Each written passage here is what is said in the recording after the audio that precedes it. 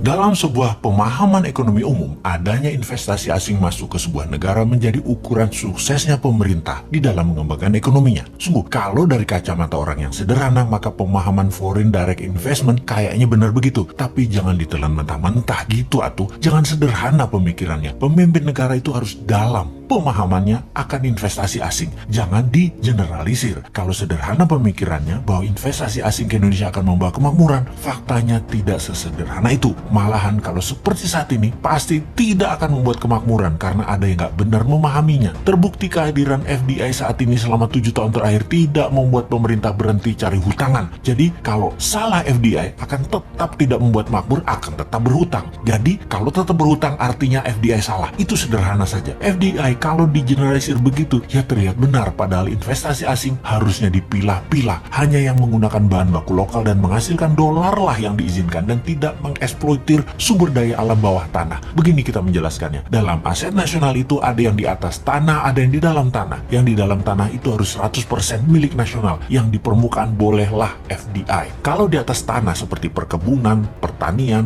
industri jasa, properti, keuangan, dunia digital, dan lain sebagainya silahkan. Tetapi mineral yang di bawah tanah tidak boleh digali untuk dijual mentah atau setengah jadi ke luar negeri. Harus 100% bahannya jadi dan harus 100% milik Indonesia. Atau untuk finish produk atau juga untuk memenuhi kebutuhan dalam negeri. Dan FDI hanya boleh untuk mengerjakan finish produknya. Atau sesuatu yang di atas tanah deh, seperti jasa, teknologi digital, IT, bioteknologi, biomedical, biomining, dan lain sebagainya untuk diinvestkan ke otaknya putra bangsa. Itu baru FDI boleh ribuan perusahaan masuk ke Indonesia. Itu baru boleh didukung. Misalnya Google, Netflix, Disney, Metanya, Facebook, Pfizer, Biomedical, Hollywood, industri musik dunia, film, YouTube masuk, head office-nya ke Indonesia, masuk data centernya ke Indonesia, silahkan. Sekali lagi, jangan SDA alam seperti di Sulawesi, alam dikeduh, aset hilang, negara dapat apa? SDM Indonesia dapat apa? Kok nggak ada yang peduli sih? Sekali lagi, asing yang invest di SDA dalam tanahnya Indonesia yang mentah atau setengah jadi, itu dikirim ke negeri asalnya, itu harus dilarang. Itu melanggar Undang-Undang 45 Pasal 33 dan pejabat yang melindunginya harus dipecat.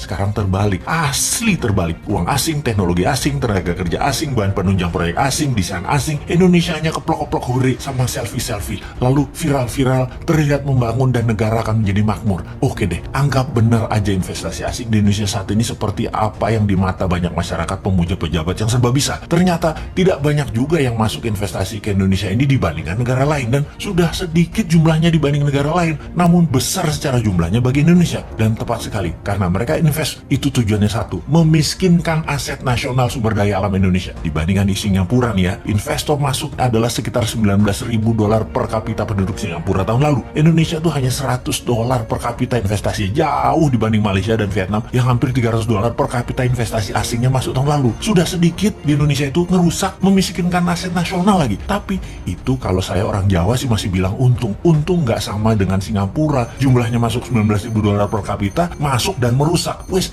gak lihat 3 tahun lagi itu mas sampai 2024, sekarang ini sudah ambiar karena kecil ambiarnya. Nanti kalau sudah di atas tahun 2024 baru lo kerasa bahwa keputusan sekarang mengambiarkan juga, cuman slow pace aja. Jangan-jangan karena tahu bakal ambiar dan kalau yang dapat mandat bukan koloni mereka, bisa dipermasalahkan secara hukum mereka nantinya, ya jadi harus diperpanjang deh jabatannya 3 kali atau harus yang jadi harus kroninya gitu ya. Masuk gitu sih, katanya tidak gila jabatan, katanya rendah hati, nggak suka puja-puji, kok mau 3 kali sih piye toh?